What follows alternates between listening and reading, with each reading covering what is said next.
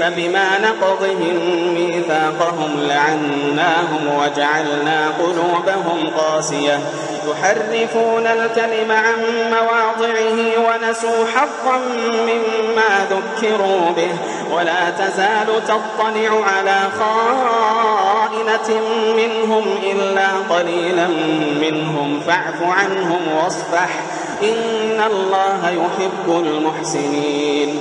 ومن الذين قالوا إنا نصارى أخذنا ميثاقهم فنسوا حظا مما ذكروا به فأغرينا بينهم العداوة والبغضاء إلى يوم القيامة وسوف ينبئهم الله بما كانوا يصنعون.